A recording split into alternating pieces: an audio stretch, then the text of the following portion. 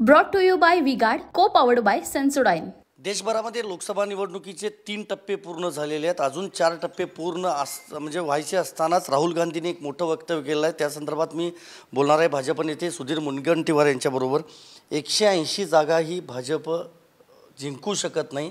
मोदी पंतप्रधान होणार नाहीत, हवं तर मी ही लिहून देतो, असं लखनौमधल्या जाहीर कार्यक्रमात राहुल गांधींनी म्हटलं. लिहून देण्यापेक्षा त्यांनी जर असं म्हटलं असतं तर त्याचं स्वागत जनतेने केलं असतं आणि विश्वासही ठेवला असता. ते जर असं म्हणाले असते की मोदीजी पंतप्रधान होऊच शकत नाही आणि झालेच तर मी लखनौमध्ये येऊन काँग्रेस विसर्जित करेन, हे जर वाक्य बोलले असते तर त्याला विश्वास असता. असा आहे निवडणुकीच्या या वातावरणामध्ये ते काय बोलतात हे त्यांना तरी काल काय बोलले हे आठवतं का? आणि हे आठवलं असतं तर हा देश इतके वर्ष काँग्रेसच्या ताब्यात होता. निवडणुकीत दिलेली आश्वासनं काँग्रेसनी इतक्या वर्षात दर 5 वर्षांनी पूर्ण केली असती तर मोदीजींना पंतप्रधान व्हावंच लागलं नसतं. आज आपल्या देशाची इकॉनॉमी 3ऱ्या क्रमांकावर राहिली असती. पण दुर्दैवाने काल ते काय बोलतात हे आज त्यांना आठवत नाही. अन्यथा अमेठी हा तर त्यांचा परंपरागत मतदारसंघ, तिच्या जनतेने सुद्धा त्रासून त्यांचा पराभव केला. वायनाड जावं लागलं, केरळमध्ये जावं लागलं आणि म्हणून 180 पेक्षा जास्त जागा जिंकणार नाही. हे यांचे जे ॲडवायझर आहे ना, सॅम पित्रोदासारखे, हे यांना असं हिरवा गॉगल घालतात आणि यांना सर्व ठिकाणी हिरवगार दिसेल अशी व्यवस्था करतात. देखिए, उनका काम है अफवाह से गर्मी बढ़ाना और हमारा काम है माहौल को ठंडा रखना. हमारा नेता कैसा हो जो माहौल को रखे ठंडा वैसा हो.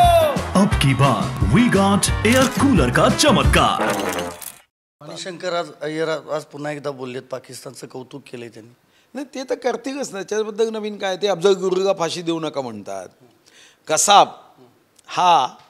कसाबचा संदर्भामध्ये पाकिस्तानमध्ये शंका निर्माण होईल असं वक्तव्य करतात. म्हणतात की स्वर्गीय शहीद हेमंत करकरे यांचा मृत्यू हा या केसमध्ये एका पोलीस अधिकाऱ्यांच्या हातून झाला.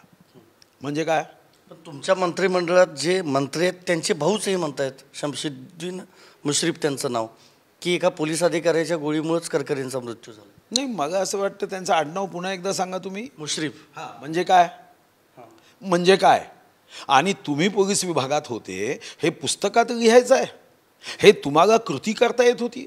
तुम्हाला माहिती आहे की ही 26/11ची घटना 2008मध्ये झाली, तेव्हा पंतप्रधान काँग्रेसचे, मुख्यमंत्री काँग्रेसचे.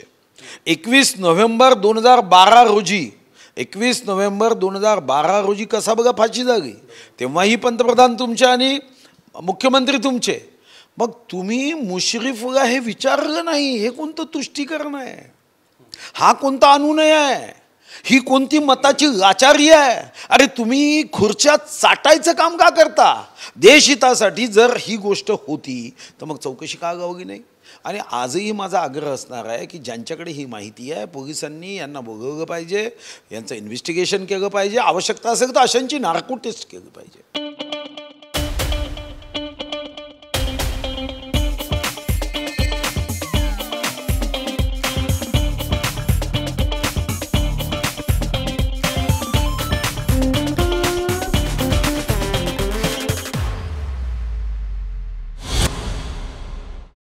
आणखी एक प्रश्न. आज पंतप्रधान मोदी नंदुरबार दौऱ्यावर होते, जाहीर सभा झाली. त्या सभेतच त्यांनी ठाकरे आणि पवार दोघांनाही ऑफर दिली, खुली ऑफर दिलेली आहे. त्यावर तुमची प्रतिक्रिया? नाही, खुली ऑफर यासाठी दिली की माननीय शरद पवार साहेबांचा राष्ट्रवादी 15 मे 1999 रोजी जेव्हा त्यांना काँग्रेसच्या विरोधात त्यांनी वक्तव्य केलं तेव्हा 3 नेत्यांना काँग्रेसनी बडतर्फ केलं, बाहेरचा दरवाजाचा रस्ता दाखवला. त्याच्यापैकी एक माननीय शरद पवार, माननीय तारिक अनवर आणि आज जे आमच्यामध्ये नाही ते स्वर्गीय संगमा यांना रस्ता दाखवला आणि दरवाजाच्या बाहेर काढलं. राष्ट्रवादीची जेव्हा स्थापना झाली तेव्हा पत्रकार परिषद झाली. मग जर तारीख चुकत नसेल तर ती पत्रकार परिषद जी आहे ती साधारणतः 25 मे 1999ला झाली आणि 10 जून 1999ला राष्ट्रवादीची स्थापना झाली. तुम्ही पत्रकार परिषदेचा व्हिडिओ बघा, काय काय म्हणाले. मग त्यांनी तर इतिहासाचे दाखले दिले की विदेशी जन्म घेतलेल्या महिलेला पंतप्रधान होता येत नाही आणि त्यांच्या वंशाला सुद्धा होता येत नाही, वंशाला होता येत नाही, इतकी स्पष्ट भावना. आणि तेव्हाचे आरोप तर मीही करू शकत नाही, असे आरोप होते. म्हणजे स्थापना कशासाठी झाली तर 25 मे 1999च्या पत्रकार परिषदेत स्थापना करताना स्पष्टपणे सांगितलं की आमचा हा पक्ष काँग्रेसच्या विरोधात उभा राहिला आहे. मग आता प्रश्न उपस्थित होतो की तुम्ही सांगितलं मी शाकाहारी आहे आणि नंतर मांसाहारी अन्न प्राशन करत असाल तर लोक म्हणतील ना तुमची स्थापनाच काँग्रेसच्या जर विरोधात झाली तर त्याच्यात विलीन कसा होऊ शकता. हां, एखाद्या आपण एक समजू शकतो की राजकारणामध्ये तुम्ही तडजोड केली असू शकते, पण तुमचं ही तडजोड होती. पण विलिनीकरण नाही झालं, पण आघाडी तर केली त्यांनी इतकी वर्ष, बरोबर, काँग्रेसबरोबर. टीका तुम्ही म्हणताय टीका केली पण आघाडीही केली. भाजपवर ही टीका जरी केली असली तरी मग सोबत आज येऊ शकतात पवारसाहेब तुमच्या? हे याच्यावर मी प्रतिक्रिया देऊ शकत नाही. हे कसं मला माहीत राहील. मान्य मोदीजी साहेब असं म्हणाले की तुम्ही काँग्रेसला विलीन करण्याच्या ऐवजी मग तुम्ही अजितदादाच्या राष्ट्रवादीमध्ये विलीन करा ना, तो तुमचा ओरिजिनल पक्ष आहे. सगळी स्वप्न पूर्ण होतील तुमची असं म्हटलंय त्यांनी जर सोबत आलात तर.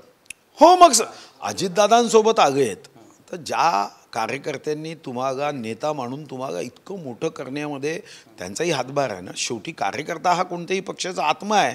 नेता आणि कार्यकर्ता यामध्ये एक गोष्ट आपण समजून घेतली पाहिजे, भाजपा असेल का राष्ट्रवादी, शिवसेना असेल की काँग्रेस, कार्यकर्ता आत्मा आहे. आता कार्यकर्त्यांच्या पक्षामध्ये जर नेते आलेत तर त्याच्यामध्ये अवमानजनक काहीच नाही.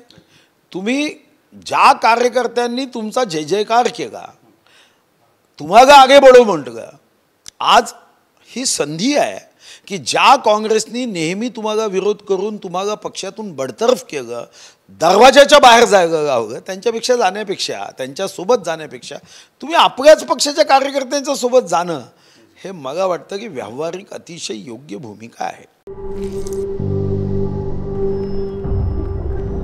झिंझिण्यांपासून त्वरित आराम मिळवा सेन्सोडाईन रॅपिड रिलीफ बरोबर. शेवटचा माझा प्रश्न, 25 तारखेला दिल्लीत मतदान होतं, 1 तारखेला पंजाबमध्ये मतदान होतं. आज अरविंद केजरीवाल यांना अंतरिम जामीन जो आहे तो मिळाला आहे. दोन्ही राज्यात ते प्रचार करू शकणार आहेत. त्याच्यावर नाही, करू द्या ना प्रचार केल्याने काही दिल्लीत त्यांच्या जागा वाटत नाही तुम्हाला त्यांचं? मला वाटत नाही. शेवटी गुन्हेगारांनी अशा पद्धतीने प्रचार करणं आणि गुन्हासुद्धा कोणता, संविधानामध्ये विश्वरत्न भारतरत्न महामानव डॉक्टर बाबासाहेब आंबेडकरांनी आपल्या डायरेक्टिव्जमध्ये जे सांगितलं किंवा 1923मध्ये महात्मा गांधींनी जी भूमिका मांडली त्याच्या विरोधात ज्यांनी काम केलं, म्हणजे दिल्लीला ज्या पद्धतीने हे स्कॅन्डल मोठं केलं आहे, मनी लॉन्ड्रिंग केलं, यामध्ये असणारा एक जागा मुख्यमंत्री आहे पण आरोपी आहे. ठीक आहे, आत्ता ते आरोपी असले तरी तो गुन्हा सिद्ध झाला नसेल तरी पुरावे तर आहेच. म्हणूनच कोर्टाने अंतिम हे न देता, जमानत न देता अंतरिम दिली. प्रचारासाठी त्यांनी विनंती केली असेल, पण त्यांचा प्रचार झाला म्हणून पंजाबमध्ये त्यांचे खासदार निवडून येतील का तर त्याला प्रश्नचिन्ह आहे. आणि तुमच्याच TV9 चॅनलनी त्यांची इतक्या कमी जागा दाखवल्या पंजाबमध्ये आणि दिल्लीमध्ये तर TV9 चॅनलने तर 0 दाखवल्या. मग प्रचार केल्याने 1-0 हा अजून त्या शून्यावर लागल्याने तो 10चा आकडा किंवा 10 नंबरही होऊ शकत नाही. 0 + 0 0 होईल.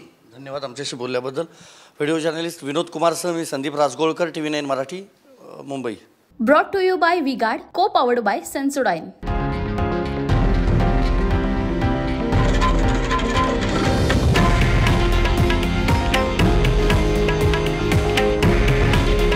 हे आहे देशातील नंबर 1 न्यूज नेटवर्क आणि आपण पाहत आहात TV9 मराठी. काळजी तुमची, हित महाराष्ट्राचं.